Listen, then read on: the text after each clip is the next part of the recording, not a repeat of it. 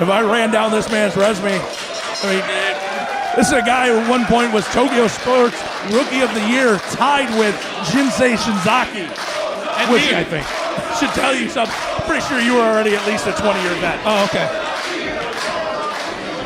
Otani and Eddie Kingston, I said it when we were coming out, there's not a lot that Eddie Kingston has not done, not a lot of guys that he hasn't seen. He said it himself, this is an absolute dream match for Eddie Kingston, and Otani is not one to give quarter. Otani, an incredibly accomplished athlete, incredibly accomplished professional wrestler. He has done it all, seen it all. If there's something you can think of. No, that's that traditional Japanese attitude. It's hard work. He's out here. He's here to win. He didn't fly over to the United States just to put on a show and give Eddie his quote-unquote dream match. He's here to win. Otani's a guy who, at 46, is just as capable of taking you down, of picking you apart as he's ever been. You can think of it in Japan. He's done it. You've seen him in New Japan. You've seen him in War. You've seen him just everywhere. Former WCW Cruiserweight Champion, former WWF Light Heavyweight Champion. Hold on to that headlock tight. Longtime tag team partner of someone that we got to know very well, Masato Tanaka. And he just has that locked in, just a vice grip on Eddie Kingston. And it's not often you're going to find a guy that's going to be able to get one over on Eddie that's going to be able to keep a headlock cinched in if Eddie doesn't want that headlock cinched. No, it's that leverage. He's got that. Oh, now he's getting maybe a clean breaker. Eddie gets the ropes, and I was going to say a show of respect from Eddie. Otani. You don't see Eddie Kingston back down from people. He didn't want to, but he had to. Otani wants him to give it right back. Otani coming overhand. I think he hit him in the face before he even hit the chest. And chest, that's not even chops right now. Those are just open hand shots to the neck and face. Otani with the reversal on Kingston comes in with that knee lift, sweeps the leg out. Beautiful leg sweep there to get him down to the mat.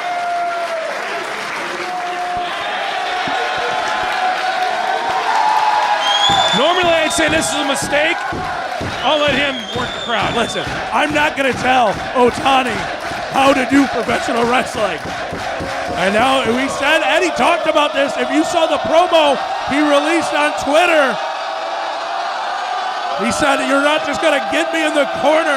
And Otani has got this crowd in his hand right now. The boot scrapes on Eddie Kingston. Duke, you've been close with Eddie before. Oh, another one coming right into your living room. They're allowing it. He almost kicked the damn camera out of Gary's hand. I think he shifted his nose over a couple inches. Duke, I started to say, you've been close to Eddie, you worked directly with Eddie. I could not tell you the last time we have seen Eddie Kingston just manhandled like Otani is doing right now. No, I haven't. We'll see. We'll see if he can do it again here, though.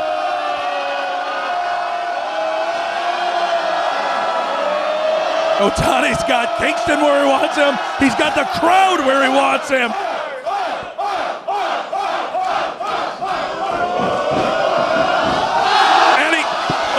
Otani just kicked his own guys.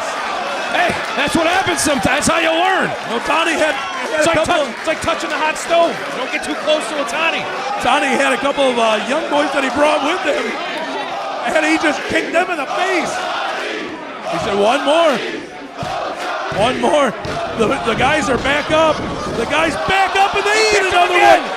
Got him both this time. Look at the side of Eddie Kingston's face. I think you can see the imprint from the bottom of Otani's boot.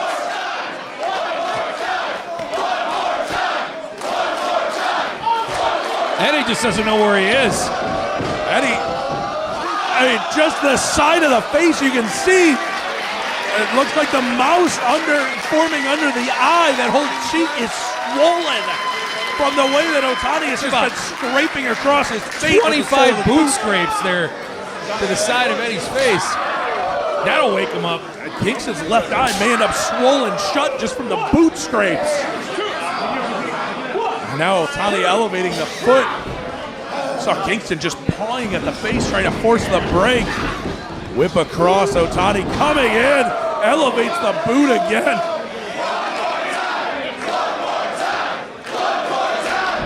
I don't know. You know, Eddie said he wasn't going to back down. Eddie said he wasn't going to be intimidated. Eddie really hasn't had a chance to do much of anything. He has, from the beginning, just been dominated by Otani. Kingston kicks out, this crowd trying to get behind him.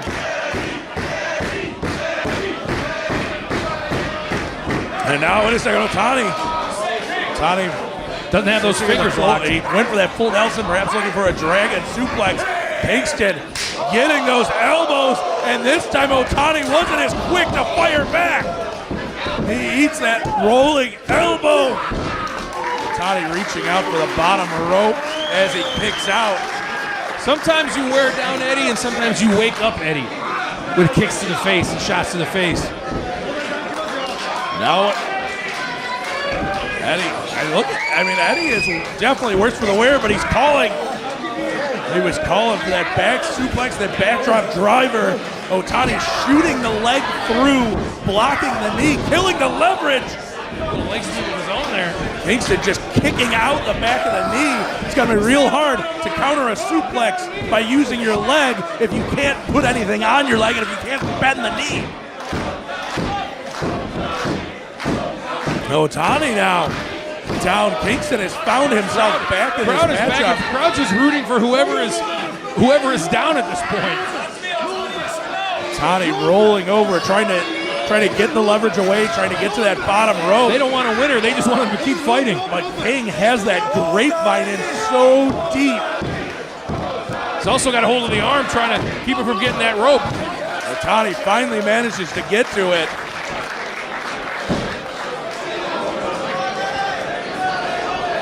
Kingston to his feet, and now just calling Otani up.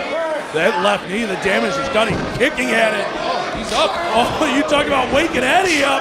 Eddie just woke Otani up. And look at Eddie real quick as it started to swing back Otani's way. Eddie threw that low kick, threw a quick one at that left leg. The mark of a 20-year veteran right there in Eddie Kingston. Talk to me, Otani. Now turning it over, getting that single leg grab, trying to hold his leverage as Otani shifted. Kingston almost fell forward. And now Kingston sees out of the corner of his eye Otani go for the rope. He drops his own body in there to cut off the arm. No, he's doing a really good job of keeping himself in between Otani and the ropes. He had that with the knee bar there for a second. He's trying it. Otani manages to get to the ropes as Eddie tried to shoot the arm through and pull it back. You can see that damage. Look at Otani's face. You can see the damage there. He's not gonna show that unless he can't help it. He's having a hard time even flexing his leg to try to put weight on it. It's throwing the body weight in. But one more time, Kingston, as soon as he gets to his feet, throws the kick just below the kneecap and now just above it. At this point, it's like a dog with a bone almost. He knows that leg is on its last leg. You know, not to make a bad joke there or anything, but and Eddie is working it for all it's worth. He knows at any point in time he can go right back to that leg. Oh, spinning back fist, the back fist for the future hits. 1, 2, and no! He snapped that out of literal nowhere there, just spun right across the face with that back fist. Measuring up, waiting for him to get up, but this time Otani's ready for it. Otani blocks it, sweeps the leg out on Kingston. And now, pulling Kingston up, German suplex! Right on the top of his head. And now measuring up, Lariata! 1, 2, 3! Otani gets it done!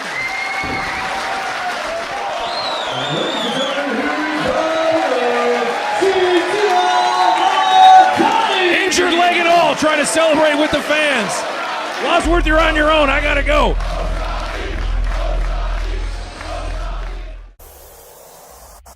Shayna Baszler? It's me. Oh. 1,020 days as House Division champion. Oh, okay. I mean, they defend their titles. Shayna Baszler doesn't, and you said her. Well, it's 'cause Whoops. I'm not telling Shayna that she's not champion anymore. Whoopsie. I'm not calling her and asking for that belt back. Three-year anniversary in December, Wadsworth. I hope you're having a party for me. All right, let's kick this off. Colin starting it off. And this is a best 2 out of 3 falls matchup. I got to tell you, I know, and I've said this before, I know, these wrestlers, these athletes love that KT tape. You might as well just put a bullseye on your body. I don't know why people wear that stuff. Well, because it always comes off, number one, and you're just asking to get hurt. To Infinity and Beyond, we're well aware, even without the tape on the shoulder, that they're the ones that did the damage to the shoulder last month. And I assure you we're open. And right now they have Cheech elevated and a double snake eyes in the corner. Inverted atomic drop kick for a second there. I thought they were going for a quick sunset dreams on Cheech. Oh, they're going Steiner brothers on him there for a second. They are fired up right now, but we're seeing To Infinity and Beyond headed around the ringside area. So let me ask you, Wadsworth, you like to consider yourself a historian and a rules guy. What's the count-out situation here, 2 or 3 falls? Well, it would appear that Xavier is giving them some leeway on it. Because obviously the last fall can't be a count-out, obviously. In the end, I mean, you have to win 2 falls. That's the rule of it. And Xavier's going to let them, give them some leeway, give the champ some leeway on the outside. I have to imagine he's going to do the same for PME. Well, I'm just asking because they were outside, and it's like, well, hell, you might as well stay out there as long as you want then. I mean, hell, that's what I would do. Not that I'm looking for anger or anything. What is it? Dropping down and a collision. I was going to say some teamwork out of the most accomplished team in AIW history, but a little bit of miscommunication. I was thinking they had something working there too. Philly was able to outsmart To Infinity and Beyond, causing the collision. Brings in Marino, and we're seeing the teamwork out of PME instead.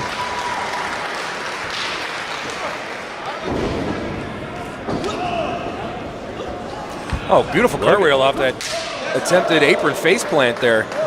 Attempted to sweep the leg. No, that was last man. Philly's up. He's dragging Colin out of the corner. There's a tag between PME. PME with the elbow drop side slam combo. Marino with the cover hook of the leg. Cheech was nowhere to be seen, still down on the outside. Yeah, it's all PME here in the early going, and 2 out of 3 falls. It's really important to get that first fall. I mean, you get that first fall, all the pressure's on your other team. Well, especially with Colin Delaney and Cheech. Colin, of course, I mentioned he made the challenge because they've only beat them twice ever. But they also have a whole lot more experience in 2 out of 3 falls matchups than PME does, and they figured that would play in their favor. But if PME can get a fall early, then all they've got to do is win once. But yeah, that's what I'm saying. Coming in. If you that first fall is so important. You get that one. Right. Setting up for some teamwork, and Philly is in to make the save. Cheech, though, sending Philly out. Marino's out the back door looking for the roll-up. Colin rolls through it. Colin rolling forward. 1, 2. And Marino kept fighting that shoulder up. Kept trying to fight out of it. Kept getting out of it just in time. Colin thought for sure they were going to steal a quick one right there to put that pressure on PME. Colin drops the head a little too early, but wait a second. Colin drops out. Colin grabbed the rope and Xavier didn't see it. Colin grabbed that rope. It's not Xavier's best night, I'll say that much. But no, he did not see it. And Colin's credit. That's what champs do. Champs make their own advantage. And he took that first fall. And now, just like that, PME has got to win the next 2. If they drop even once, it's over. And they got that former champions rematch, and Zayo was on top of it there. Missing that low blow there. Philly came in, and Colin was quick to point out and use it to his advantage. Marino was still the legal man, as that does not change between falls. You may get a brief rest period, but the legal man in the ring does not change.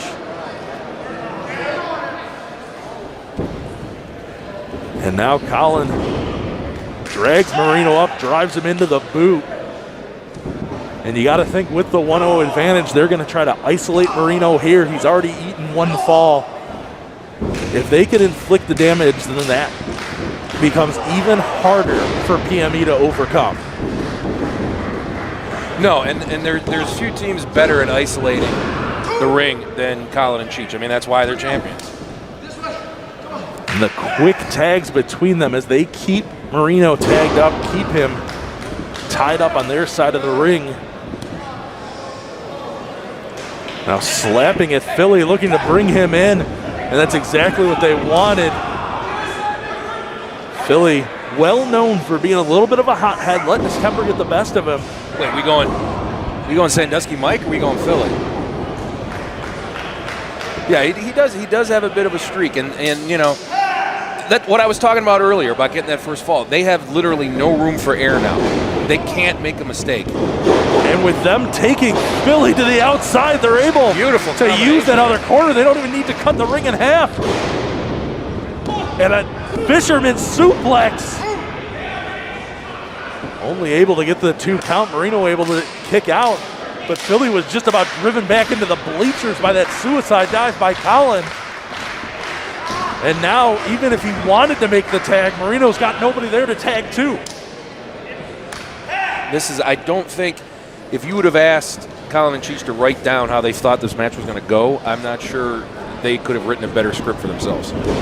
They have isolated Marino. They continue to do damage. And again, they've got leeway to make a mistake. Right. They can take chances in this because if they lose a fall, it continues. If PME loses a fall, this is all over. And correct me if I'm wrong, but that's it for them. Not only are they going to lose this match if they make a mistake, they're not going to get another shot. Well, and that would be entirely up to the champs at that point unless they can fight their way back into contention. Well, isn't this for the last time? Really, we mean it this time? Well, it comes down to this is a champions rematch. They gave them the champions rematch despite the last time being the final matchup between the two, and it would definitely take a lot, you would imagine, for them to agree to a matchup with PME after tonight. Now Colin catching Marino as he attempted to make the tag. Marino's out the back door. Philly's in. Sunset Dreams! Here it is! Sunset Dreams on Colin. 1, 2, no! I thought for sure we were all even at 1 fall apiece, excuse me, but it was only a 2 count. Well, I mean, when you wrestle someone as often as they've wrestled each other, I mean, it takes that little extra. You got to have a little something on it. Well, and you saw it right there. Cheech not only broke it up, he immediately dragged Colin to his corner so Colin can make the tag. Marino's out the back door. Marino ducks the back elbow, catches the kick. Marino rolling through, ties him up, hooks the leg as well as the backside, and we're all even at 1 fall apiece. Tied him up like a pretzel, and we now it's 1 fall to the finish. Nobody's got any leeway. This is exactly what we wanted. They're tied at 1 fall apiece, and immediately To Affinity and Beyond goes on the offensive during the rest period, not giving PME a chance. Xavier trying to reset the matchup.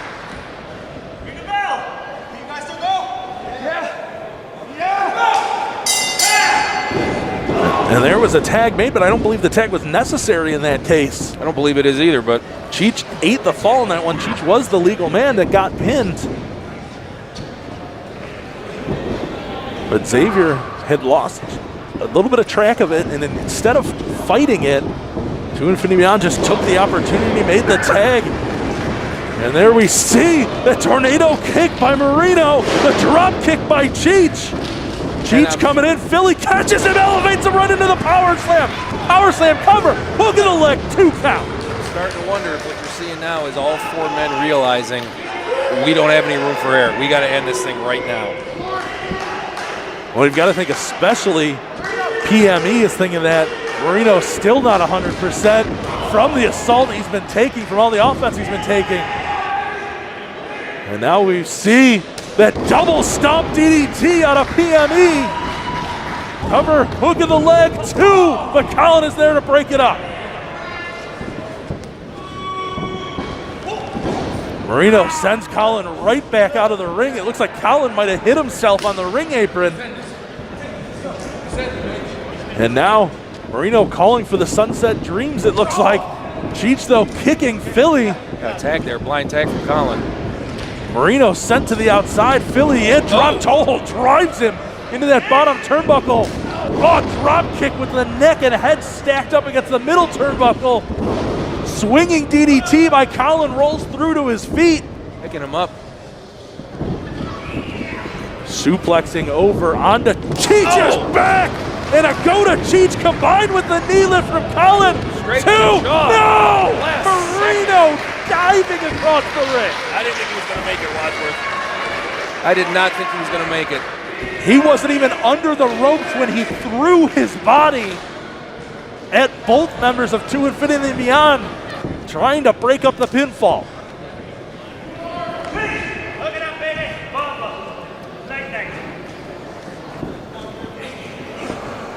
And now setting him up now, almost for a. Oh, he's got the elevated power bomb, looking to do that double team. the power bomb across the knees that we've seen, but he doesn't realize Marino is fighting through it. Marino is fighting through double stomp DDT. Once again. Colin's been dropped. And now Cheech diving across, rolling through. Cheech coming at Sunset Dreams. Smartly though, rolling out of the ring. But right back into Colin's Sunset Dreams again. I don't think they're done, Wadsworth. Now whipping him in. There's a second Sunset Dreams on Colin. Both men hooking the leg, 2, There it is. 3. And for the second time, PME are your AIW Tag Team Champions.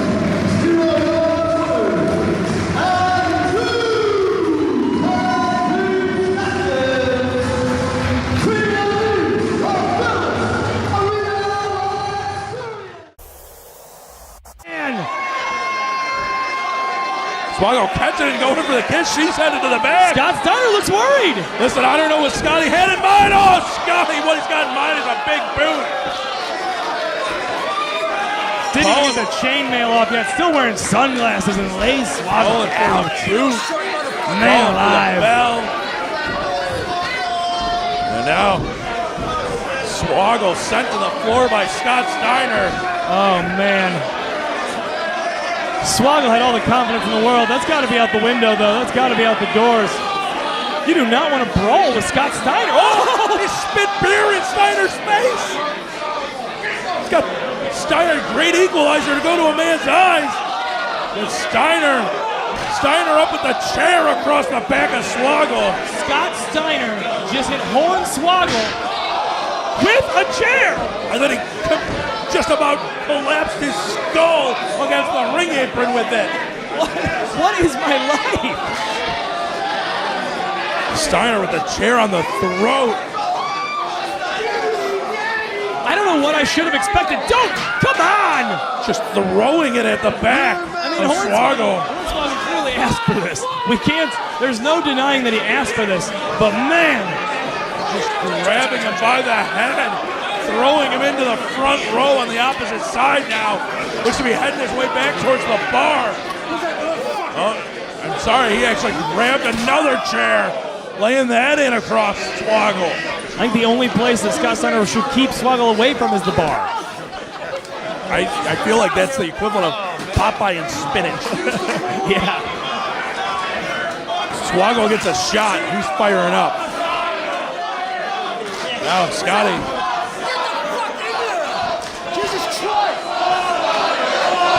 Is he barking orders at Cabana Man Dan? This crowd wants blood. They want blood.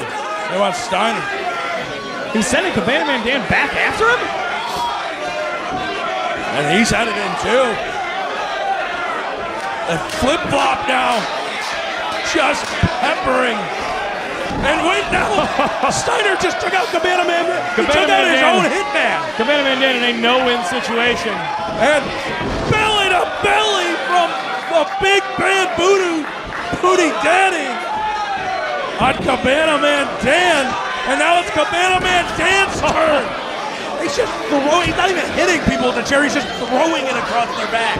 Sure, you could send 3 more people out there. I think Scott Steiner's got him. Are you going out there? No. I'm not going out there. No, I already told you I'm pushing you in front. Push comes to shove. Ooh, Cabana Man Dan hard on the floor. Face first to the floor.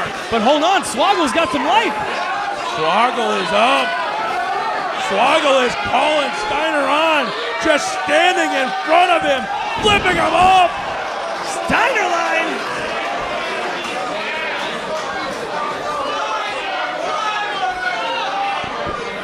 Swaggle trying to roll clear. Swaggle needs to stop puffing his chest up and do something. And now, wait a second. Setting up belly to belly, just throwing Swaggle. Calling for the count 2. And oh, man. Scott Steiner pulling Swaggle up. I was going to say, you notice Scott hasn't even gone for a pin yet. And now that he did, he don't want it. He's got more to do. Now pulling him up, opening that chest up, knife edge chop from Scott Steiner. Big right hand just drops Swaggle. I think it's we got a mercy rule around here at AIW. Is there a mercy rule? What are you doing now? He's going after the leg with the chair. And now driving it across the knee. Gracious. On those short little legs of Swaggle. Hitting the impact right across the knee. He's already at a disadvantage with those legs. And Scott Steiner taking it to him. Calling him to his feet. I did just see an EMT walk by, which is a good thing. Listen, he needs to be closer to the ring than standing up in our announce position. Yeah, agreed.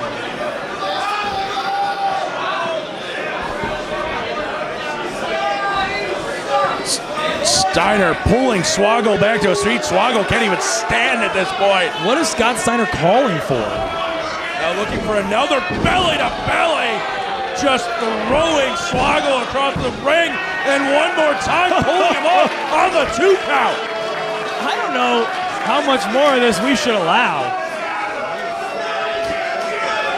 Listen, this crowd's getting a little uncomfortable with what they're seeing at this point. Foot on the chest, and this time Swaggle kicks out. I would say Dave the Potatoes would stop this, but now come on. Swaggle kicked out. That AIW does very well. I mean, a lot of times people talk about the 4-way tag. Calling now on. the crowd trying to get Scott Steiner have in mind now. Scott Steiner up on the second row. Crowd trying to get under Scott Steiner's skin. And just say go fight each other. Does Scott Steiner have second rope offense? Dropping down. Nowhere else are you going to go from Danhausen it was just a little too short. into an absolute grappling clinic. Sweet shin that you're going to get out of music. Eric Stevens and Dominic Garrini. Elevating But like I said, the there's really no point to this other than Swaggle. who's better. Oh, and that's, You know, Swaggle has and they want to go out and they want to find This out. is your chance, Swaggle. you've got a Took him couple little bit. guys. Perhaps he's looking for Dominic the Garrini was tadpole victorious splash. over Calvin Steiner Tankman, is up. and I sure you were open. Eric Stevens came up short against Lee Moriarty, and these are 2 guys that are competitive.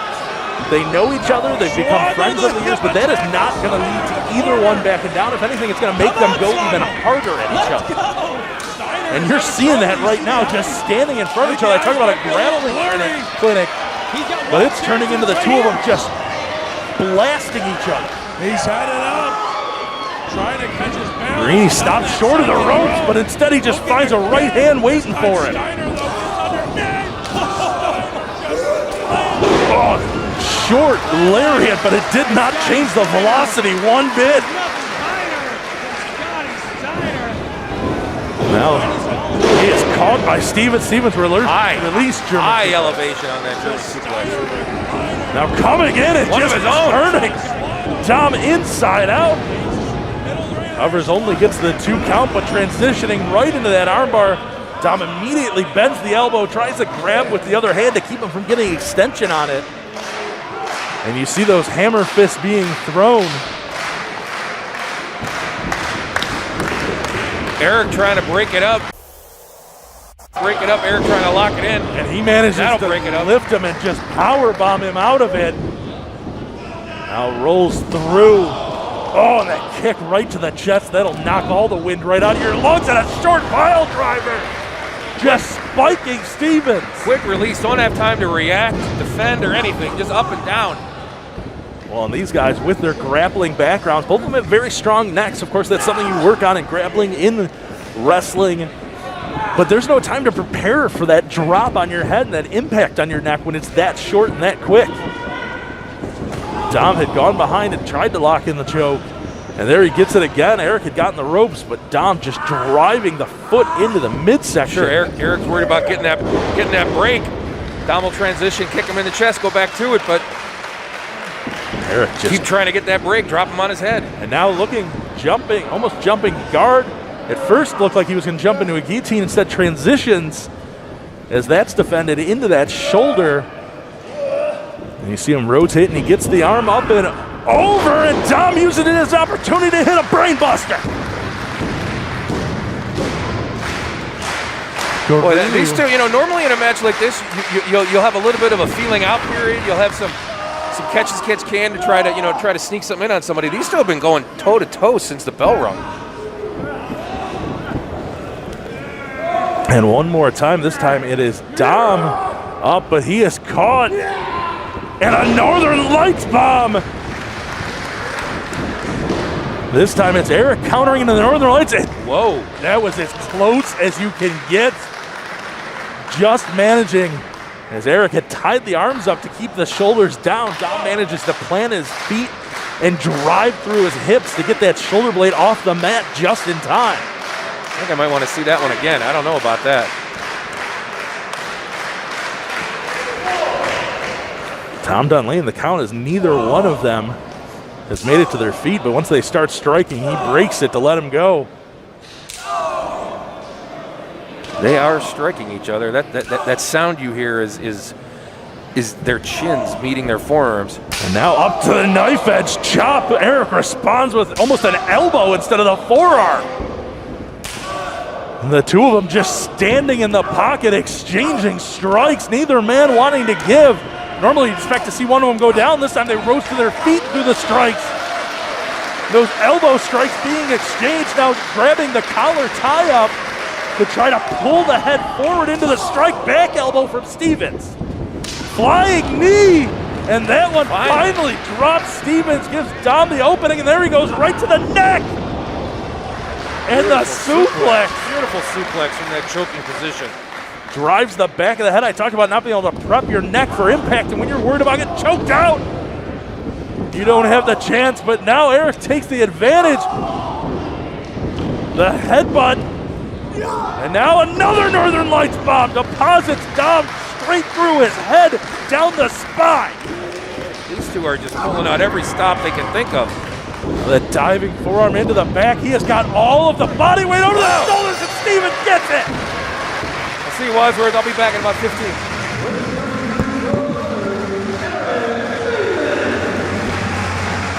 And an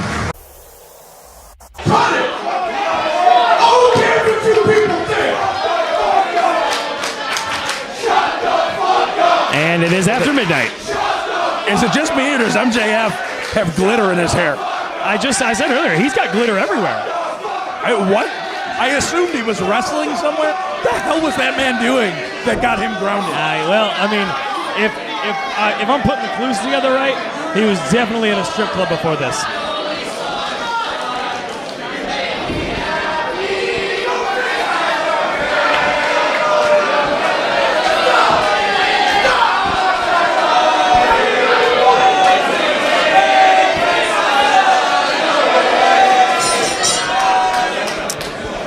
Impressive. The crowd knows all the words to "You Are My Sunshine." I got just that part. That's all I know. Happy when skies are gray. Let's be honest. It's one of those songs that when you get a few beers in, You don't really have to say the words. And then I mumble this part. Away. That's what I do. I get to the away part, but I Somebody mumble. over here is way off key, by the way. Probably. I don't know. It's just this general vicinity, somebody is way off key. Just saying.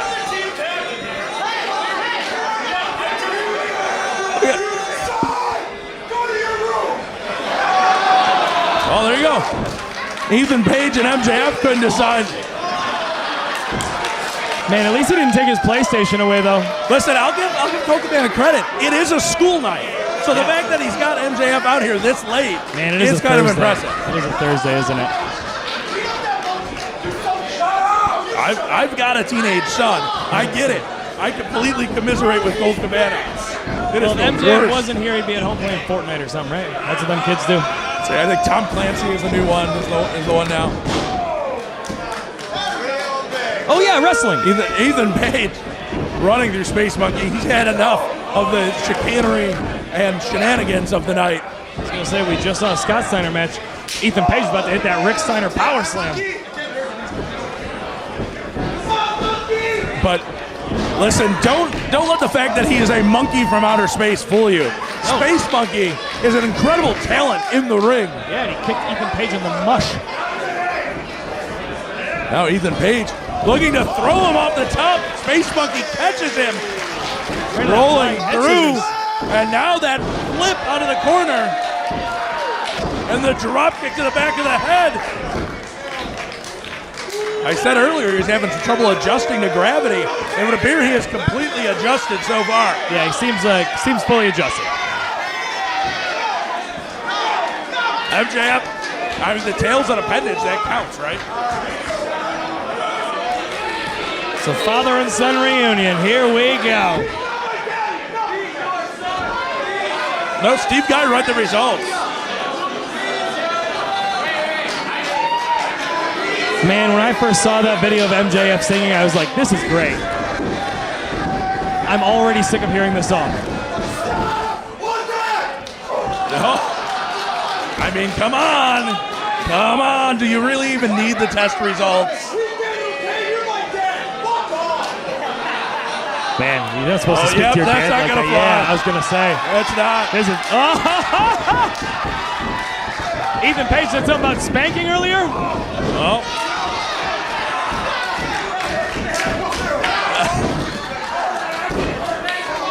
Colt Cabana was in the dad zone for a minute there. Back in the zone! Oh, there it is. Turn your back for 1 minute. Yep, there's that. Yep. I'm not saying it. I'm not saying it. No, this guy down here said it for us.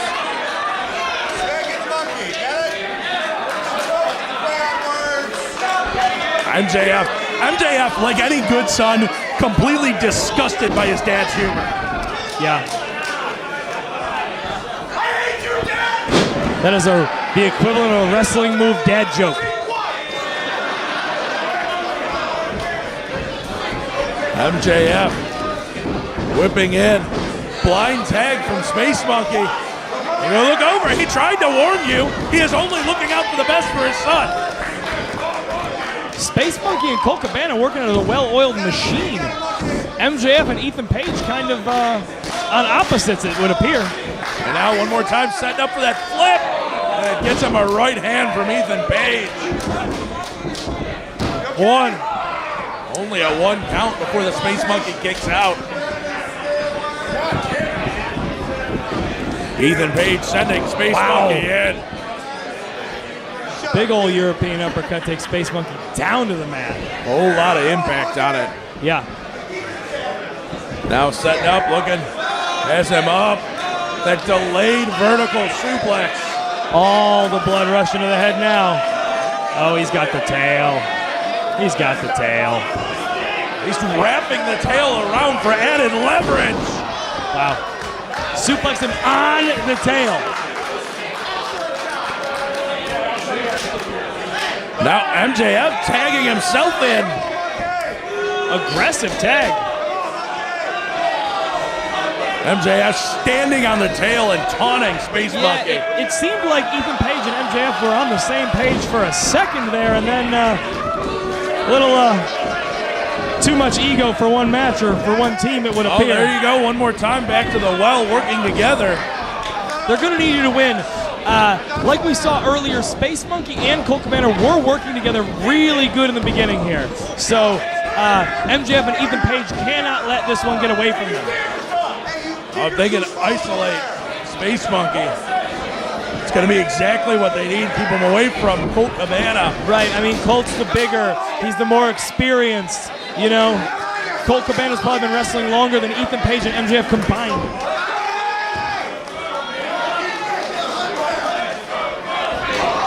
Shoulder to the midsection by MJF and another one.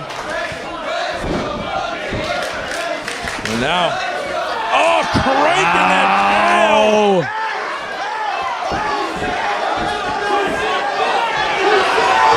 Oh, he's biting the tail now.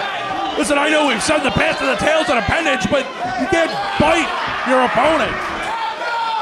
Dave's got to get his head out of his potato here.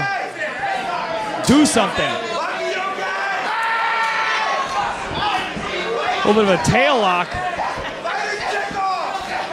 That tail might be giving Monkey just enough space here. Oh, he's getting ahead of steam. Getting the momentum. Swinging. Oh, uses it to send MJF into the corner. Monkey's almost there. Got him. Makes the tag. Colt Cabana's in. Ethan Page in. Ducks the clothesline. Knife and chop. Ducks the clothesline attempt. Those right hands are flying. And now, bionic elbow. One for the boy. For MJF. Ethan Page uses it to his advantage. Wait, spring moonsault. I believe we call that vintage Colt Cabana. Big old acai moonsault to the middle of the ring on Ethan Page. He's got to watch his back though. I hate you so much. I wish you never birthed me.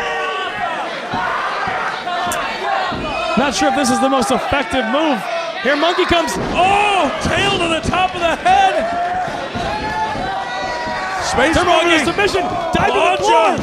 Take it out and MJF taps out. That'll do it.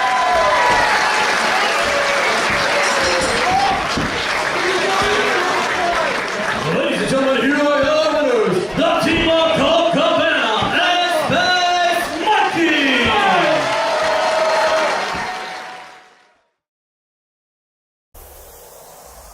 Well, he still wants to win. He's a competitor. He's still Alex Shelley. He loves these guys. He thinks the world of them. They've got his respect, but that doesn't mean he's going to roll over. You can always be magnanimous and say these are the next up-and-coming great wrestlers. But when somebody outside your little group says, well, then maybe they should take your spot, well, that's when it gets a little dicey. Well, and that Shelly real quick realizes that as the veteran in this matchup, he may be the target. Early on, he sends Lee out to the floor. He's going to square up with Trey, shoots Trey in. Trey just cartwheels over the top, kick. Shelly's ready for it. And that's the thing, these guys met up, and perhaps Shelly wasn't overly familiar with Trey. That is not the case anymore. He's met him one-on-one. He has vouched for him, and that's what I mean. He's got all the respect, but that doesn't mean he's going to roll over and die in this. Yeah, but it's going to be interesting to see how that plays out because, you know, Shelly is obviously the veteran. Shelly is doing a lot for these two.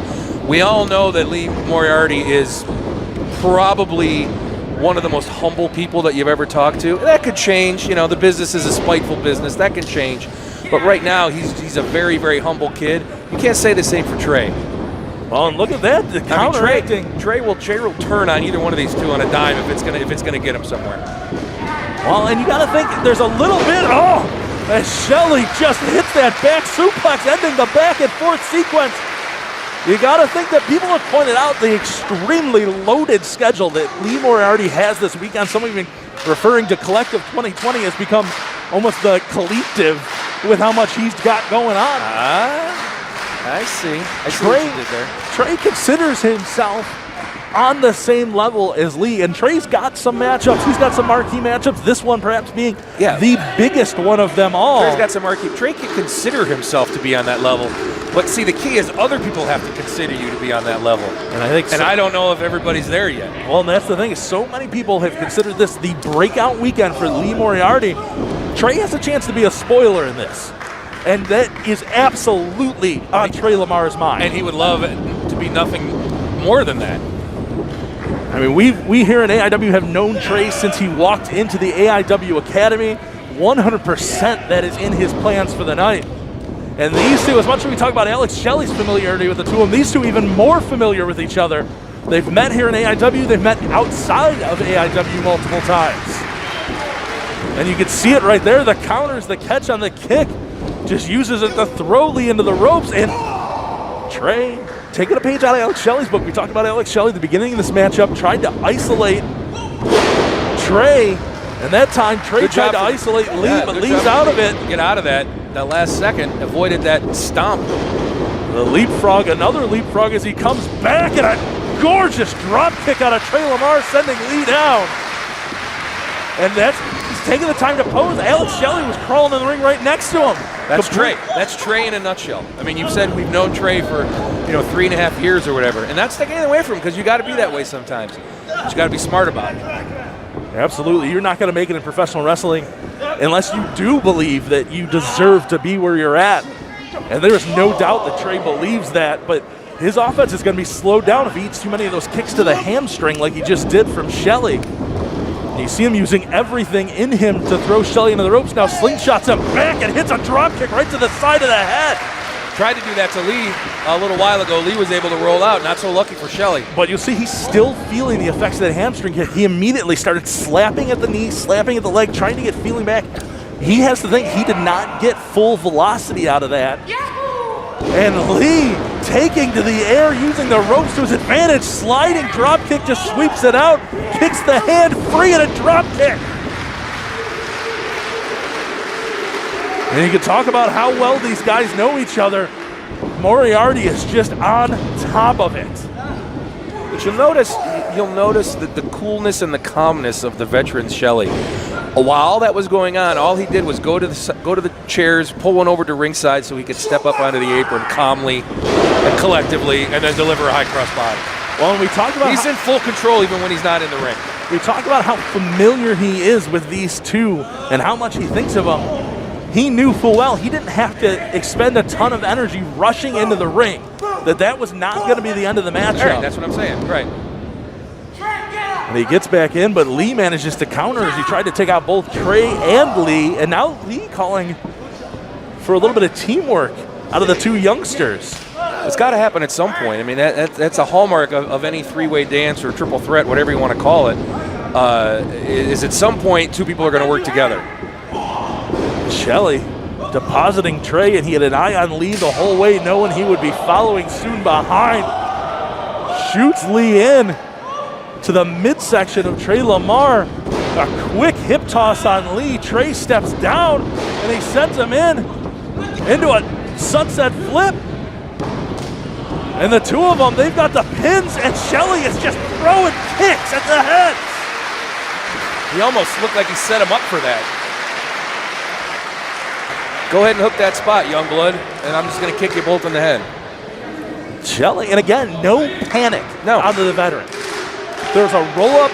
Trey Lamar's got a pin on Lee Moriarty, and there was no panic. Shelly still picked his spot and just threw those kicks when they counted the most. Now slamming Moriarty, setting Trey up, just slamming him on top of Moriarty. He told them they want to turn this into a 2-on-1 matchup. He's more than comfortable with it. Apparently he's strong as well.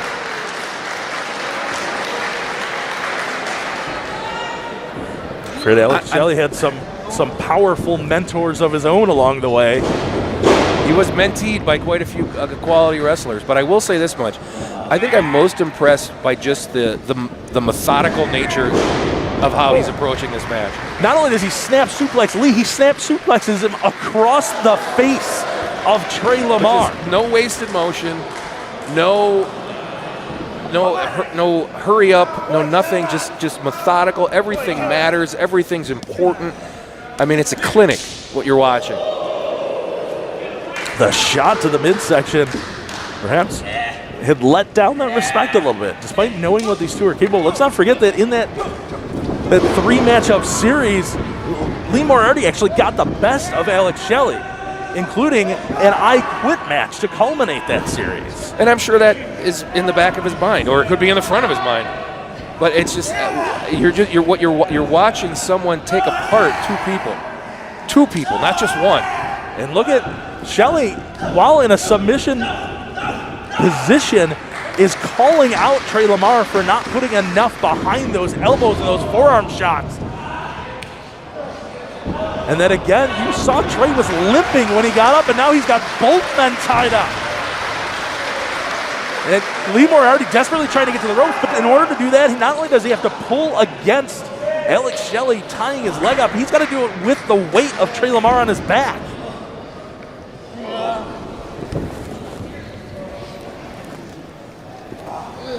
And now Shelley, he's just picking and choosing at this point. He absolutely is picking his spots. He's sizing up Lamar. He already has the leg weakened. Now he targets the arm. All right, Trey, I'll snap your arm off my shoulder. Okay, Lee, I'll come over here and do something to you, and then I'll have all the time in the world to go back and do something to Trey. Look at Shelley just egging on this crowd as they get behind Lee Moriarty.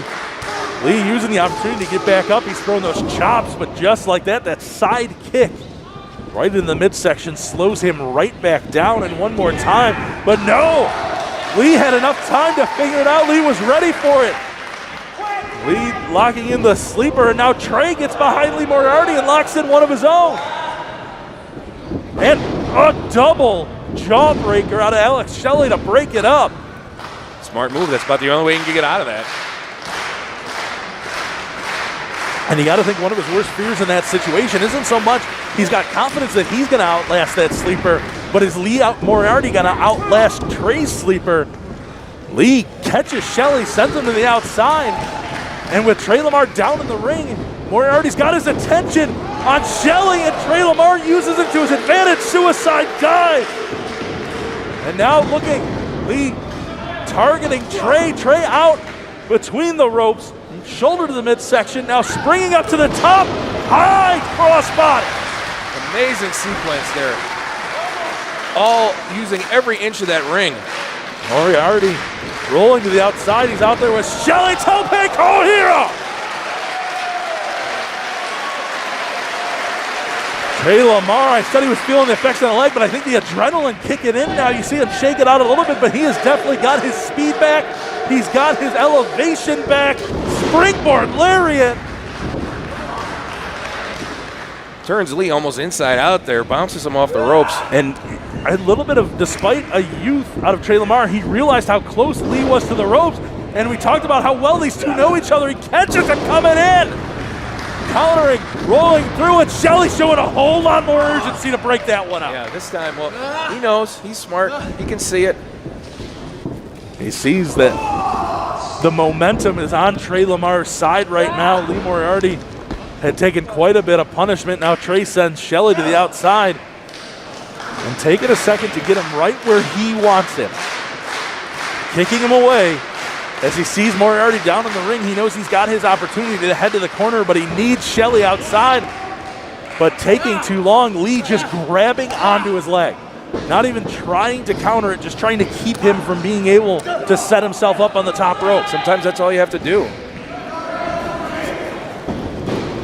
And that time he got up there. Lee straight up to the top rope, just throwing Trey. Cover, hook of the leg, out over the shoulders.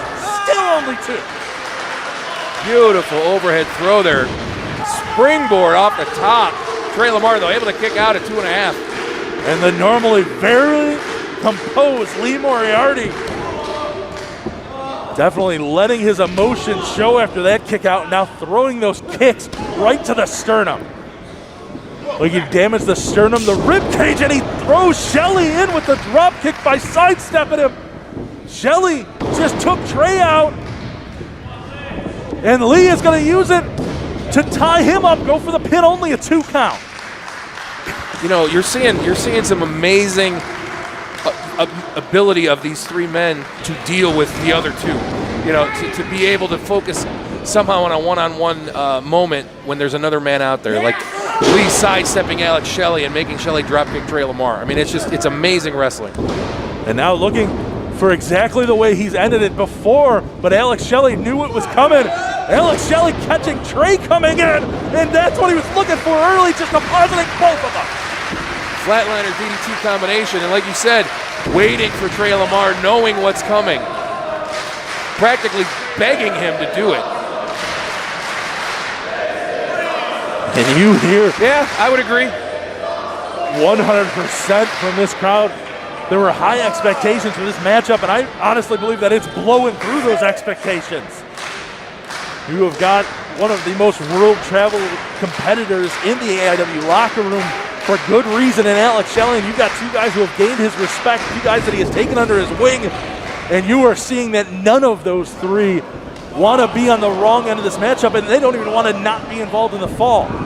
All they want is a win, plain and simple. They all know what's on the line. I mean, the win is obviously the most important thing, but I got to think for the fans, I don't think they really care. I think they're seeing an incredible match, and that's really all they wanted and what they expected. I know those three, they want to win, but good Lord. Trey was stuck in the trio. Whoa, Lee Trey is Moriarty still stuck. He's in trouble. countered.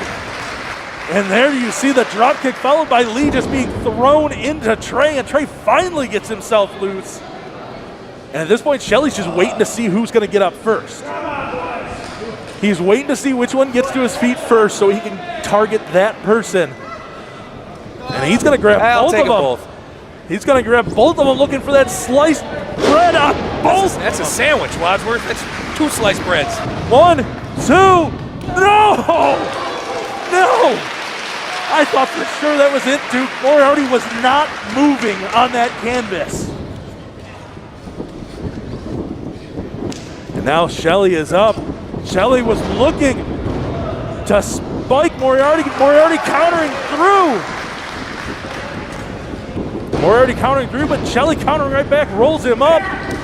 Flying knee out of Moriarty, hits. Lee suplexing over, and he gets a bridge out of it too, and just in time. Trey just came diving from the top rope. Now it's Trey's turn to go up top. And you got to think Shelly is just looking for whatever he can. Huge elbow. And Trey Lamar gets it. Trey Lamar got it. Trey Lamar pinning Lee Moriarty. Alex Shelly, half a second too late. He was setting up, and it looked like he hit that frog. TK Crew is out strong. They were pumped for Simple Man. They are fucking stoked for Murder, Death, Kill.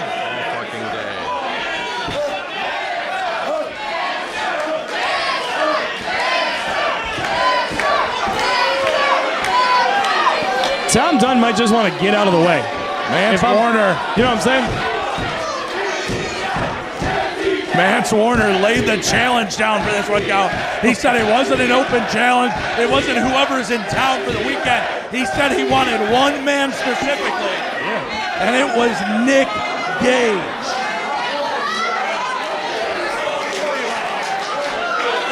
What is going on? What is going on? The Thorn request gets delivered, but the Colin Delaney needs a beer request just gets passed up.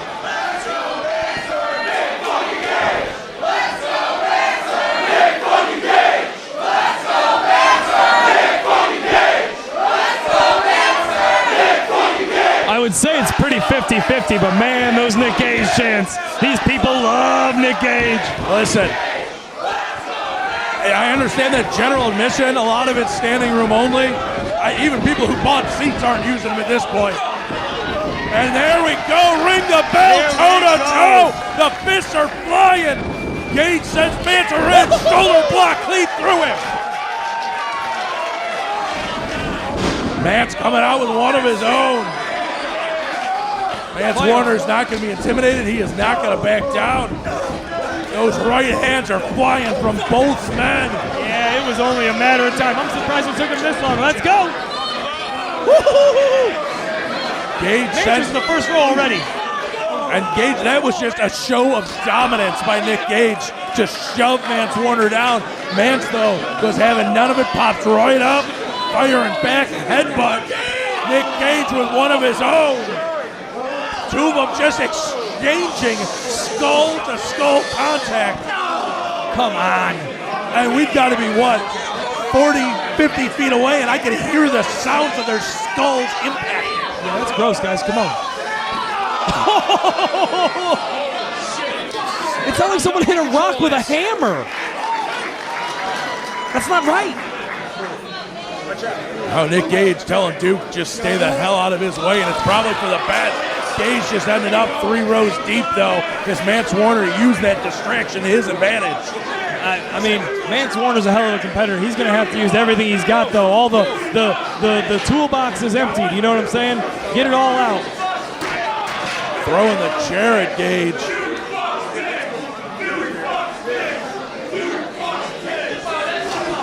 There's a point, though, where I wouldn't make Nick Gage mad. You know what I'm saying? No, absolutely not. You really just got to stay on him. Because to a point, I think he likes it.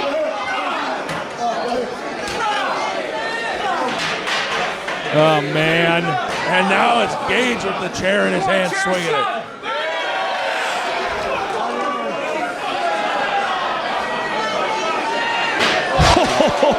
Gage winding up. Just bounced the chair off Mance Warner's face. Headed around the ring. People offering him beers at ringside. What, Nick Gage gets offered beers? None for Colin? This is some shit, you guys. Oh, they're coming my way. This way. The Scott Steiner rule still applies, Wadsworth. You're going right in front of me, dog. Not going in front of anything. I'm coming back come here on, to man. use Easy, Robles' easy. monitor. Call the rest of this match. Mance Warner on the stage. Warner on the stage, just peppering Gage, pulling him up in front of us here. Literally right in front of us. Now setting up. Now wait a second, wait 1 second. No. Mance Warner was suplexing one way, instead they're coming this way. Mance Warner just got suplexed Mance on Warner is my down. feet. Nick Gage is just propped up at this point.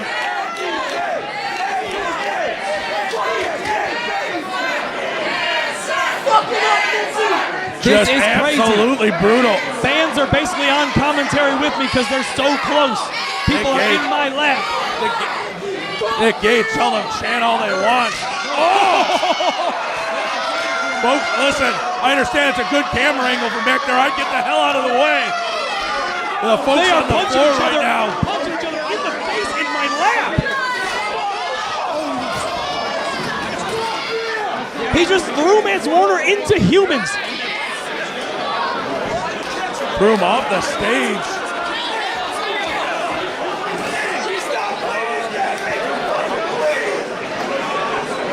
Nick Gage just wiped out an entire section and then wiped out another section after he was done.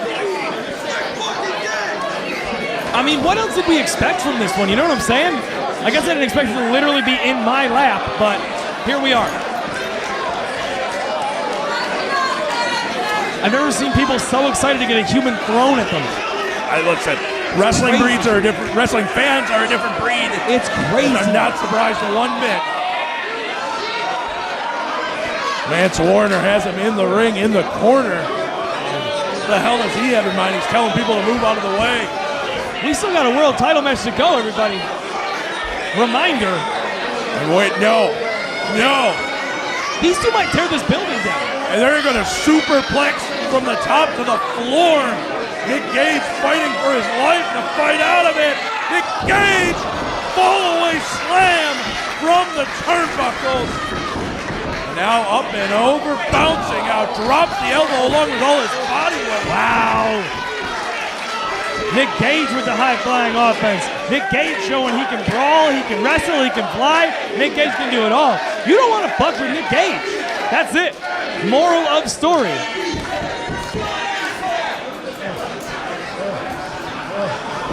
Gage now making his way over. Gage grabbing a chair, setting it up. Mance, though, sends him off. Pop-up headbutt. Gage was ready for it, though. Oh, but not ready for the boot that followed. Knee pad up, knee pad down, knee to the side of Nick Gage's skull, too, but that's all he's going to get. Yeah, it's going to take a little more than that to put down Nick Gage. Nick Gage can really can take a bit of a beating. Now Manser just clawing at the face, clawing at the eyes of Nick Gage. Now setting up Bulldog onto the chair.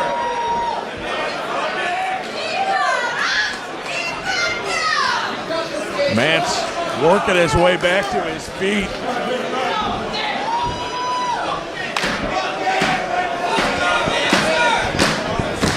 Manser using the chair to give himself a little bit of a breath. And getting this crowd on his side, you know what I'm saying?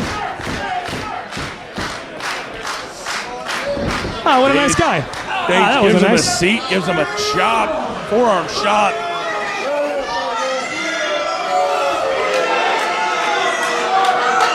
And now setting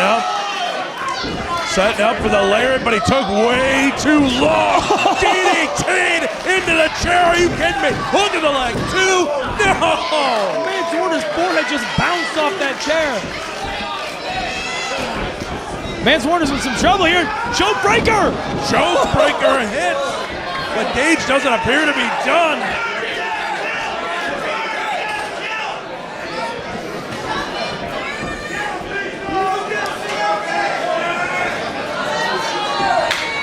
Telling Tom Dunn to get out of the way when Nick Gage tells you to get out of the way. You boogeyman. Here he comes. Now, going for the boot scrape and instead just props the chair in front of him and kicks the chair through Mance Warner's face. Hook of the leg 2. Still not enough to keep Mance Warner down. Wait a second. This is damn dumb. Duke. This is dumb. The goddamn Duke is in the think about what ring. you're doing. Just get out of the ring. Got the chair swinging, but he got Mance instead. Man. Oh, Duke. Oh, Duke, you're so stupid. That was a bad idea. See, Duke? Now you're a dead person. Was that worth it? No. Moral of the story, Duke, you listen to Colin. Everyone in this place should have earpieces in. Cover 2. No, Mance gets out. Duke, I think, is out. And I think Nick Gage is just pissed off now. I feel like he's got something like murder, death, and kill on the brain, you know? He just did all 3 of them to the Duke. Now Gage under the ring. Gage gets a hold of one of those doors. Why are there doors under there? Don't ask why we needed those. I don't ask questions, especially when it involves Nick Gage and Mance Warner. No, I mean, I'm not, listen, I'm just curious why they're under the ring. Chairs, sometimes people need to sit. Tables, I guess you need to put things on. You should ask Swaggle, actually. Door. If anybody knows what goes on under a professional wrestling ring, it would be Swaggle. That's true. But a door? Really? Oh, man. And if anyone was going to make a contraption with it, about to be Nick Gage. Mance Warner's in a little bit of trouble. Gage has Manser in the corner, props him up. Just straight right hand, open hand slap. I think this match is really going to come down to who can take more punishment. What does Gage have in mind? The hell does Gage have in mind? For a brief second, looked like he was setting up, but instead, the choke slam from the top 2. No! Big kick out by Nick Gage, but Mance Warner has to stay on him. Nick Gage he's hurt, man. I don't know if Mance Warner's got enough in him to stay on it. That was absolute desperation from Mance Warner. That was the time. Maybe use Duke's dead body as a weapon, man.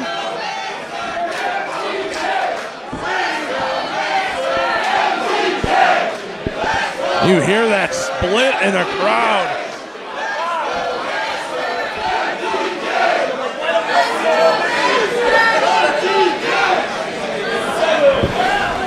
Both men up same time, though.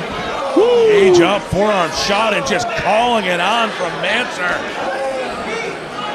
2 of them just exchanging those forearm blows. Nick Gage winding up as pieces of the door come flying at us. I almost took door to the face. Oh, lariat to the back of the head from Vance. One to the front from Vance. Vance drops down, hook in the leg. All the way over the shoulder, still only a 2 count.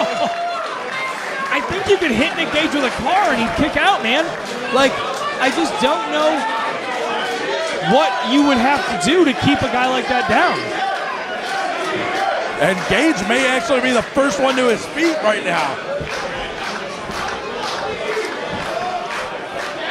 Manser's got that door again. Holy crap. Just nailed him with the corner of it.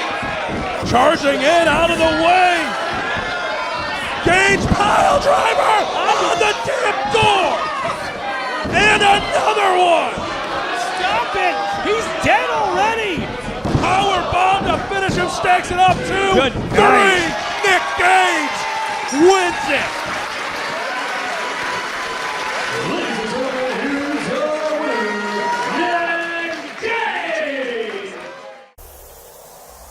Oh, wait, let's appreciate Tom Lawler's exquisitely crafted chest hair just for a moment. Okay, now we ring the bell. Okay. And you see Karate made a show of respect despite the always looking high. Going right for Went right for the cream kick. If done right, no can defend. Well, Tom Lawler defended it. He went to sweep the leg.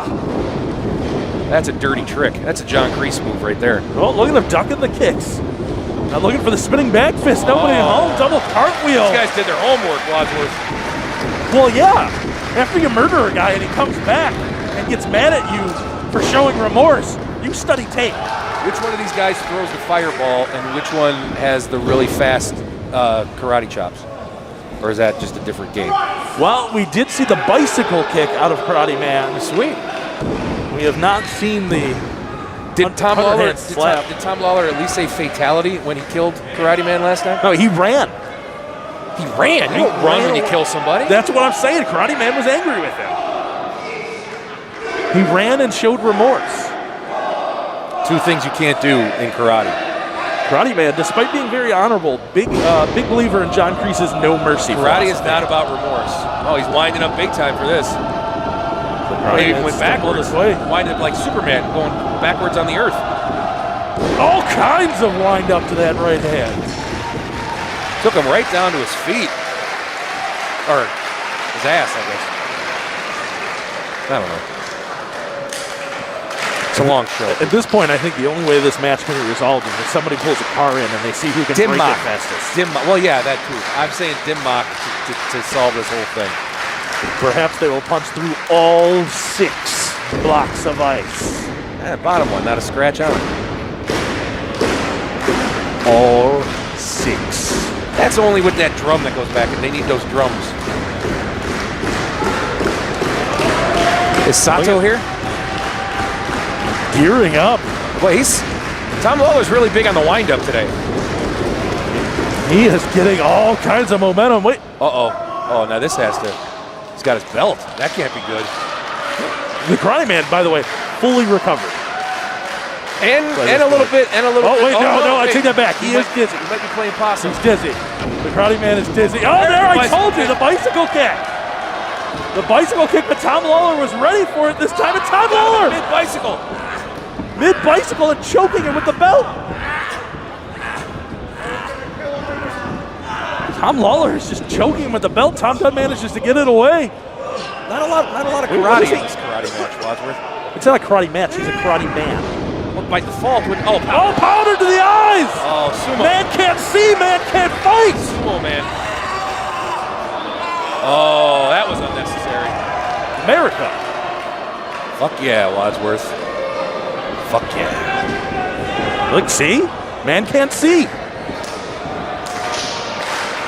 I think I saw this in a movie once. It looks like Karate Man using the sound of Tom Lawler's claps, and now he's using kicked. Now he's using the impact of Tom Lawler's feet to find him. Just kicking the legs out from under the Karate Man. His problem is he's not centered right now. He needs to get himself centered to figure out, to listen to the sounds. Oh, he caught the foot.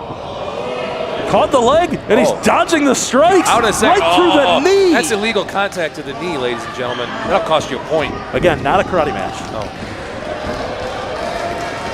And there, the bicycle kick. He's not getting caught that time. Dude, that's like a Tour de France kick. And he kicked him right into the powder. Man can't see, man can't fight. It was impressive. And there's that leaping kick out of the corner. Got it right in the external occipital protuberance right there. I thought it was the chest hair. What are they chanting? Kumite. Oh, I thought they were chanting 2+10 for some reason. And there we saw this out of him before. Oh, that's the spinning roundhouse kick. That spinning roundhouse. But Lawler saw it coming. He had it. He ate it last time. You think he saw it coming? Didn't see that one coming, though. Oh, the key. That's the key right there. Oh, he almost kicked his head off. Right behind the temple. Hits the kick. 1, 2. No, Lawler gets the shoulder up. Out at 2. He's fighting for his life, not for points. Come on, Wadsworth. He's out at 2. There's no tournament.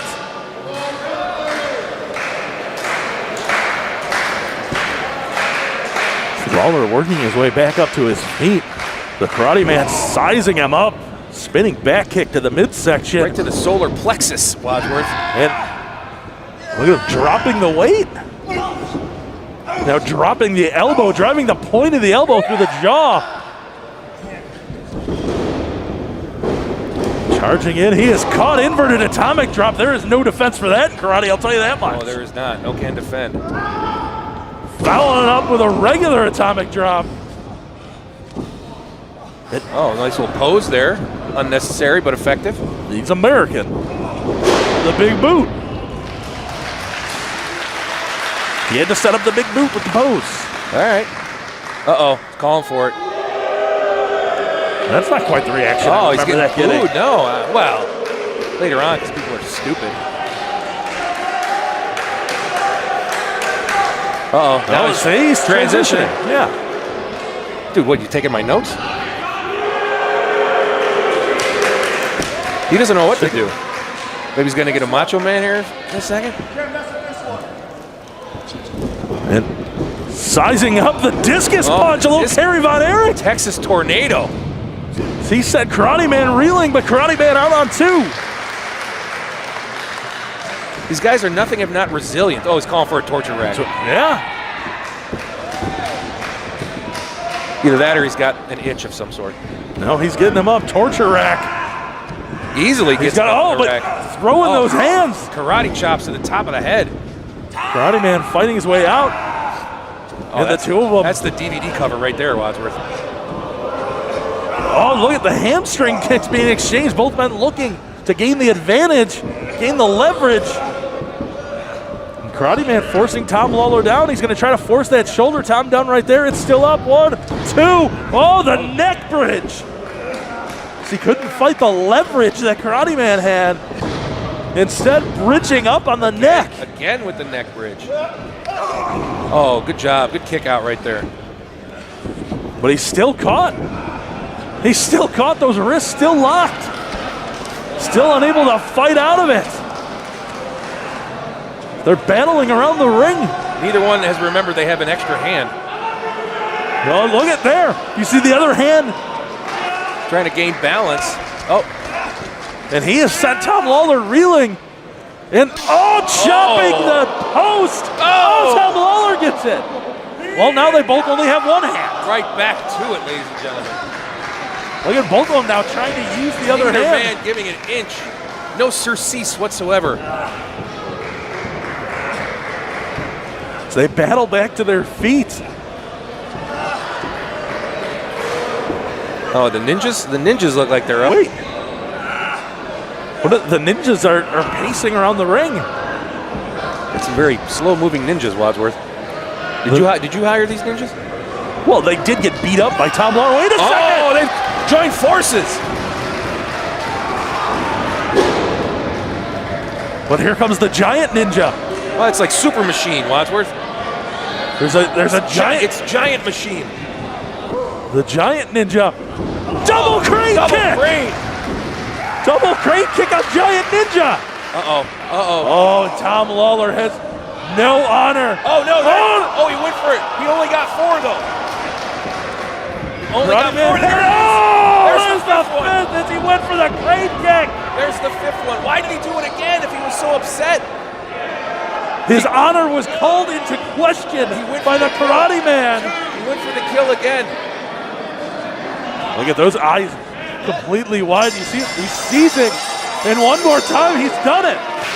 They got to carry the Karate Man out of here. He killed the Karate Man a second time. Did he take 5 steps? He absolutely did. Well, he tumbled out of the ring. I mean, is it still possible you can carry him out? I was going to comment. They are comfortable, but come on. Dom Garrini, this is definitely a different look from him. You see him out there, the camo shorts, the t-shirt, no gi. And, flying knee to start it off. And right away, Bishop to the floor off the flying knee. Suicide dive by Garrini. Right into the crowd. Took them both out, I think. Wes was going over there to check on him, and I think Wes went down. Dom just laying you can't say he's laying the boots, laying the kicks to Bishop. The two of them just firing back and forth.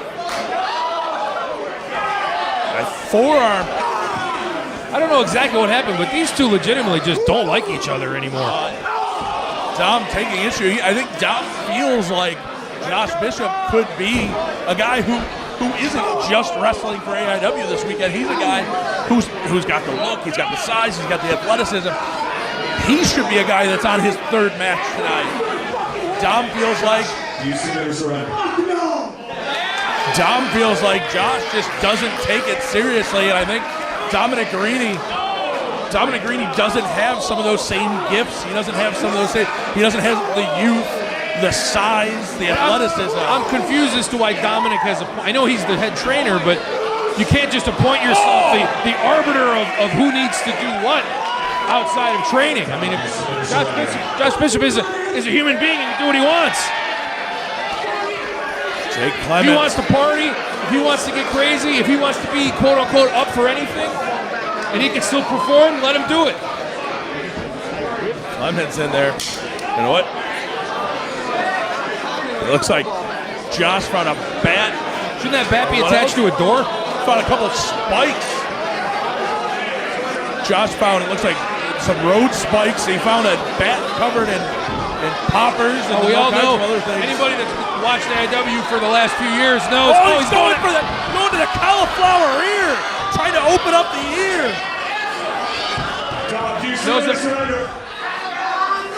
Trying to open up. I don't know if you ever see what it looks like when those cauliflower ears opens up. They just poured blood and whatever else that got stored in there. Back when I managed BJ Whitmer, the tulip! he had some interesting run-ins with spikes with Dominic Garrini, so Dominic's no stranger to this. The two of them toe-to-toe. One more time with the spikes. Those two just driving the spikes into their heads. Bishop down, Garrini on the other side. Neither one wants to give up, and I don't blame them. Dom trying to get to his feet first. You hear Wes Barkley out there. You're going to be out there in a submitter match. You got to do something. You got to help your boy out. Barkley, just eats those hands. Holy shit! Hoppers. And wait a second. What I was talking about. Wes Barkley in there with the chair. That's what I was talking about. Hey, it's no DQ. You do what you got to do. Submit or surrender. And a right hand. That right hand across Wes Barkley. Pile driver on the ring apron. He spiked him on that ring apron with that driver. And, pump kick. But he did what he needed to do. He created the distraction, allowed Josh Bishop to hit that pump kick. And now Josh Bishop is in control. And these two are just a bloody mess. Bloody mess. Josh calling the front row down there in front of the stage out of the way. You gotta even wait till those fans get out of the way. Just laying into Dom. And now has the chair on top, and he's hitting that in the top. He doesn't have room to swing it almost. He's hitting the elbow, he's hitting the arm. Now trying to move those chairs out of the way. But I'd say get this back in the ring, but they don't have to. This one can go anywhere. What is that? Heads up, but the action's coming our way. Coming right at me here. Got a bloody Dominic Garrini. Dom's climbing up the stage right in front of our position. Oh, look, a door. Josh just found a door under the ring. Oh, he's building a contraption, Wadsworth. Putting the door between chairs. Now he's coming up. Now, wait a second, right in front of us. Right in front of us. Josh has awesome bomb. Oh my God! Off the stage! Oh my God! Are you kidding me? Awesome bomb! Through the door! Through the chairs!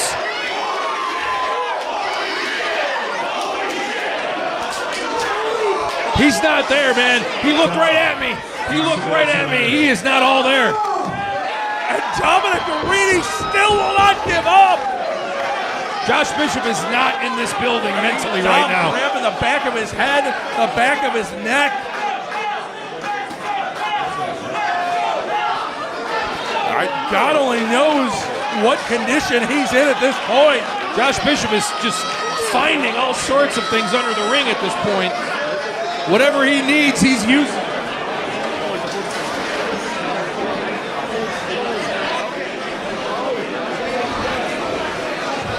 Josh Bishop, a bloody mess himself, but in firm control of this matchup right now.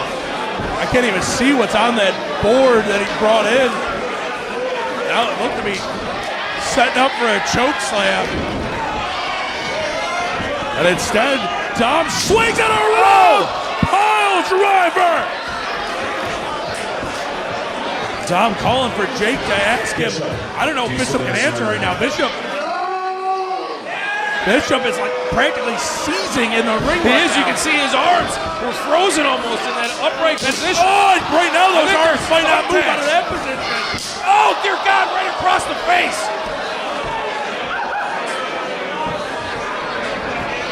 Josh, you submit or surrender. Fuck you, Clem. He slapped him across the face with that tack-covered baseball bat. Now I don't even know where it is. Dom, it looks like got his hand on some skewers he found under the ring. You gotta stop putting those under there, Wadsworth. Dom found the skewers under the ring. Oh, Bishop though coming up with the shots. And now he has got Jake is in there. Oh, he's putting him in his ear. Oh, going right into that cauliflower ear that he attacked earlier. Boot to the side of the head. Hanging in his ear. Do you submit or surrender? And that was a whole lot less definitive no than we've been hearing out of Dominic Garrini through this whole matchup.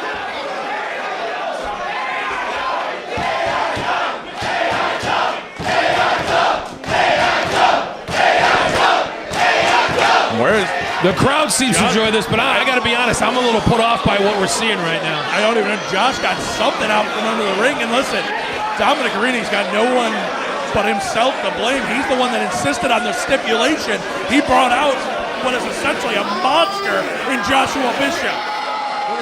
It looks like a bag full of tacks now being laid down in the ring.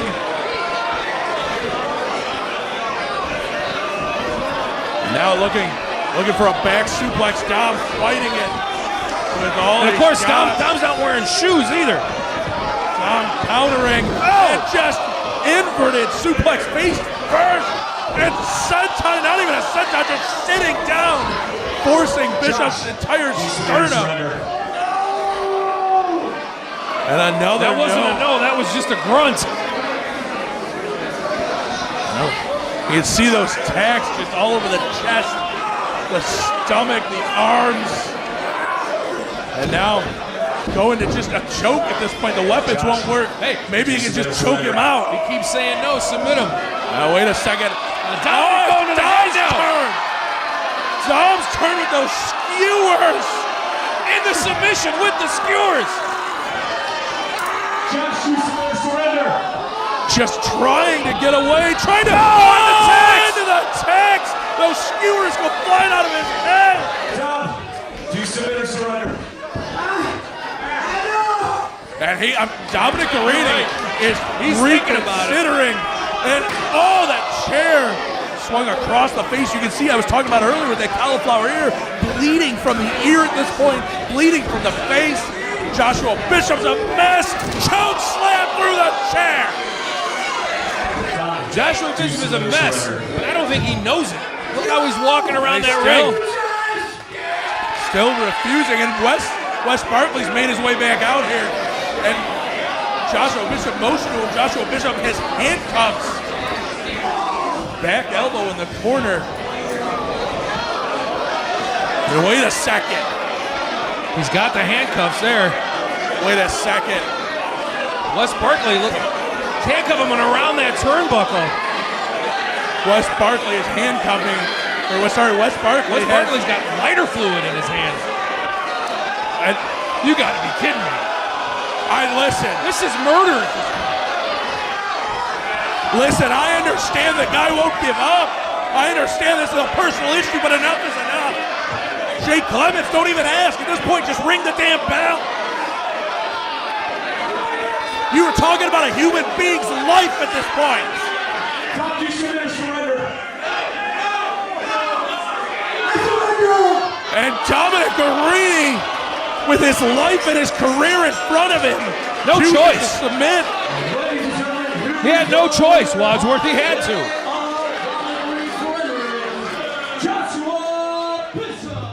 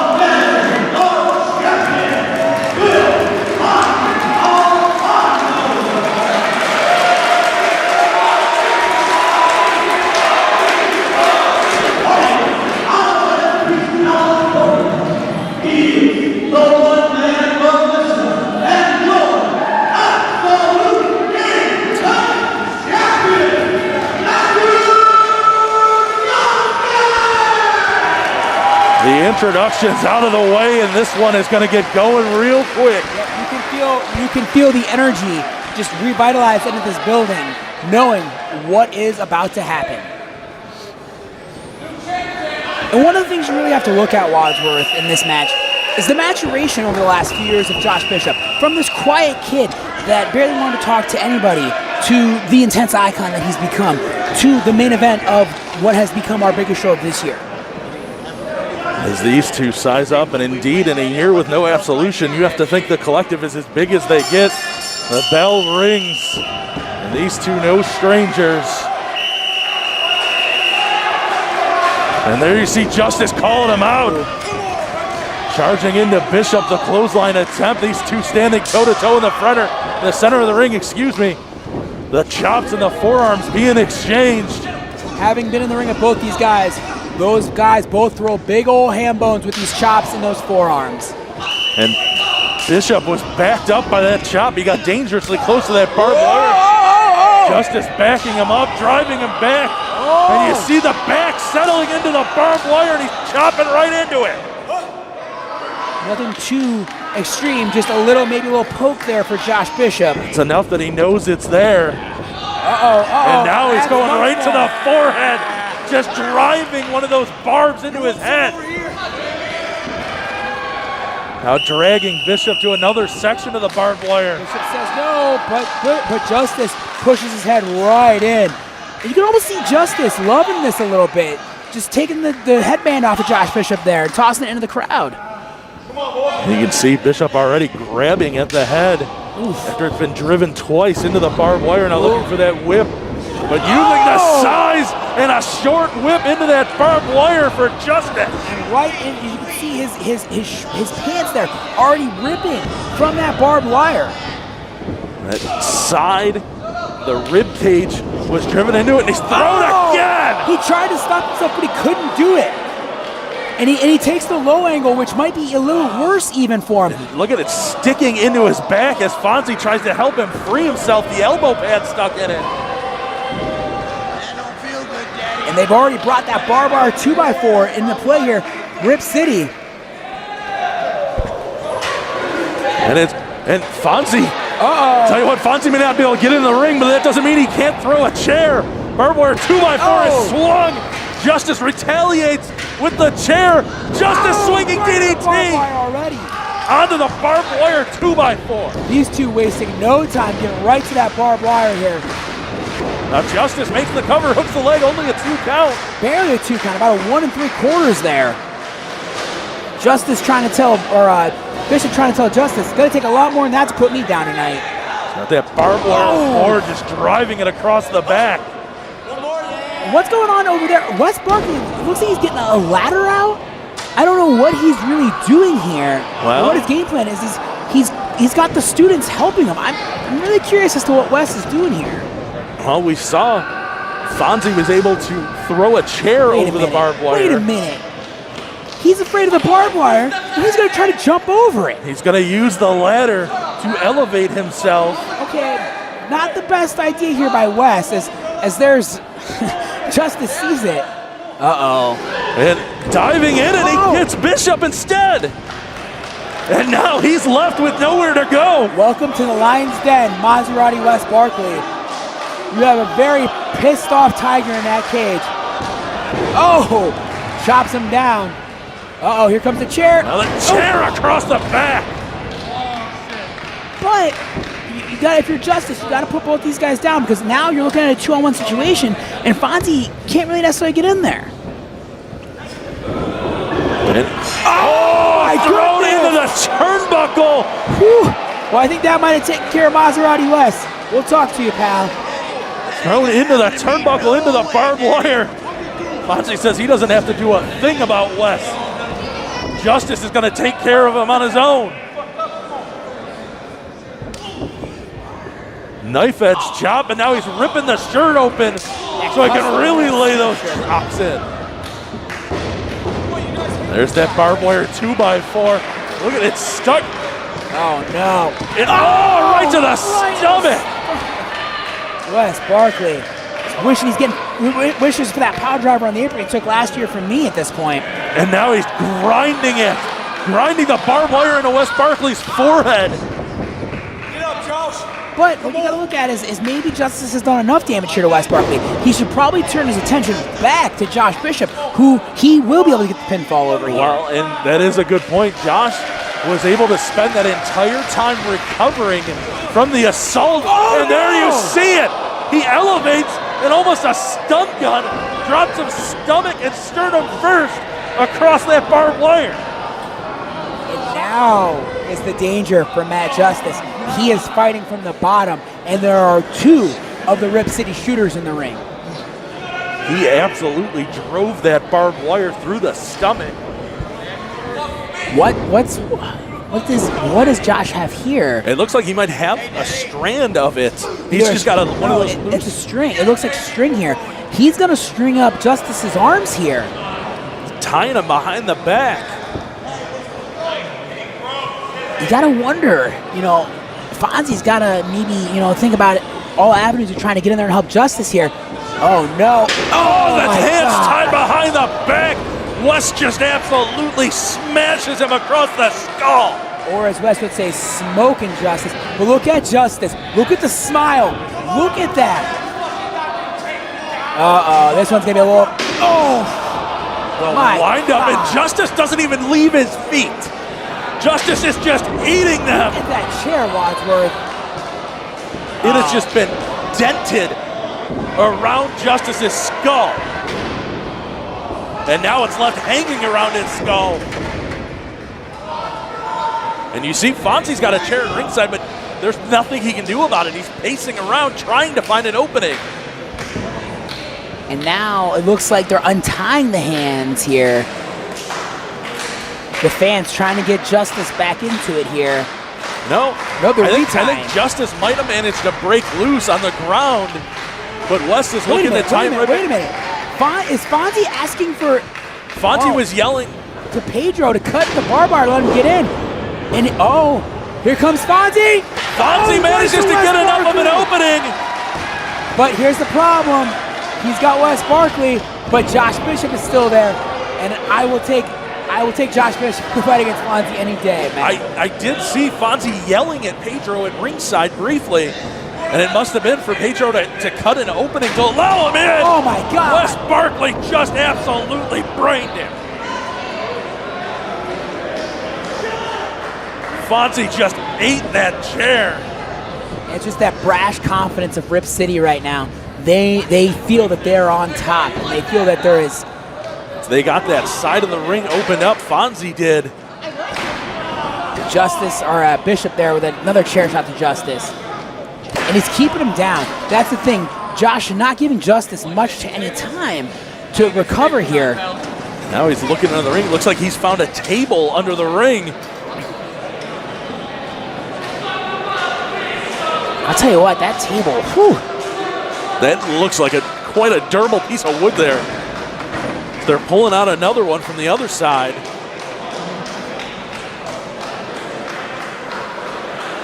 And Bishop carrying it over towards that ladder. I don't like it when they move furniture like this, Wadsworth. Usually it's a bad sign. Bishop has it all set up. Talking to Barkley, planning something out. They're scheming. And when Rip City schemes, it's a bad sign usually. Going for a second table here.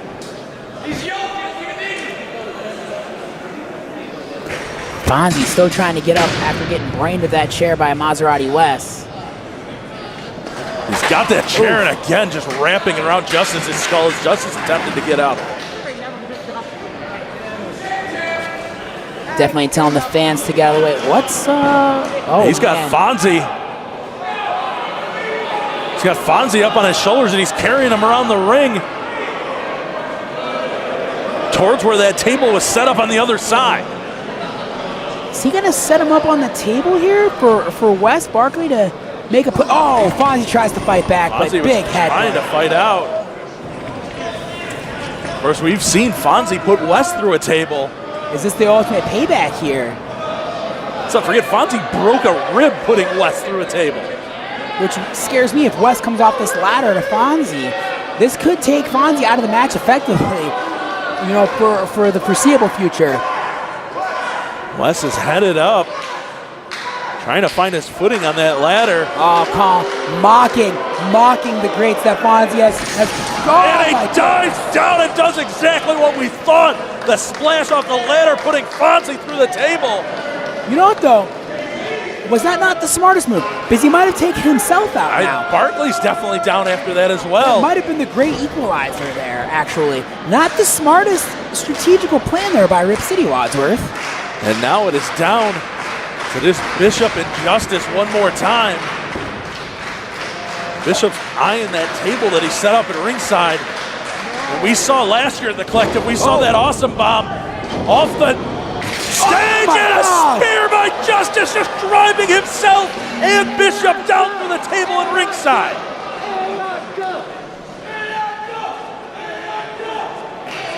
Everybody checking. We've got the students and Pedro down there checking. That's a heck of a fall. I've been in matches with no ropes before. That's your biggest fear when the normal ropes are not up. What is Justice has a table now? Where's he going with it? It looks like they're coming over here by us, and Justice is setting up right beneath us. To say that's a scary proposition with these two's history. Whew. Justice is set up right beneath us, and there is not a lot of room around us for him to work. As he grabs Bishop. Dragging Bishop over by that table. And he's going to lay Josh Bishop out on it. And look, he looked right up here. He looked right up at the hard camera, and here comes Justice. The wild man that is Matt Justice. Justice headed up past us. He's headed right behind us as you see me there. You see right next to our position. The great Justice. crew at Smart Mark Video getting this one ready there for you. Justice calling it out! Justice from the announce position! Driving down! And that table, it had very little give, Matt Wadsworth. Justice driven down. Driving through Bishop, both of them down. Bishop not moving. You can see he's struggling to breathe. If I'm Matt Justice, I am doing everything I can to move that dead, lifeless body of Josh Bishop in the ring And right that's now. exactly what he's doing. He's throwing him towards the ring. He's throwing him back into the ring. And what, he just dropped somebody that was helping at ringside. Justice just dropped one of the guys at ringside. He covers, hooks the leg now. Still, Bishop is out. Not enough. That youthful exuberance of Joshua Bishop. Still. Fighting his way in. He's not done yet. You might have to kill this man tonight.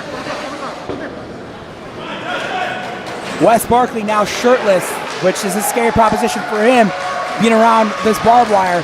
Fonzie's still down. Bishop down. And we have barbed wire boards being brought into the ring now. He's getting them in there. As this crowd, you hear their reaction to this absolute chaos that these two men are going through. You want to know how much the absolute and intense titles mean. As Justice takes it back into the ring. He's got that barbed wire board right there. And look at him just feeding off of this crowd. You have to wonder after that awesome splash how much Josh Bishop has left. And a death driver onto the barbed wire board. And wait, he's gonna make a sandwich He's here. gonna sandwich it on top of him. And Justice instructing the Pedro, I want that ladder in the ring. And Josh Bishop trying to get out. Bishop's trying to get out. He is just wrapped. All that barbed wire is completely entangling him. The overall punishment too. The splash from the balcony, the sandwich. It's just so much right now on Josh Bishop. And look at Justice. He's going up high here. He's climbing. He might touch that speaker up at the top of the building, Wadsworth. A whole lot of height out of Justice. Justice, huge splash off the ladder. Dangerous splash there off the ladder. Covers, hooks the leg. Two. Wait, Wes Barkley. Wes Barkley just yanked Tom Dunn back. Alive just enough to save Joshua Bishop. Dunn taking issue. No rules though, so Dunn can't take an issue. That's the problem. Oh no. But Matt Justice can take an issue. Oh! Chasing Barkley off with that chair. Now he's going to send Barkley back into the ring. It looks like Bishop is free of the barbed wire boards. And it's still, you see some of it still hanging off of him.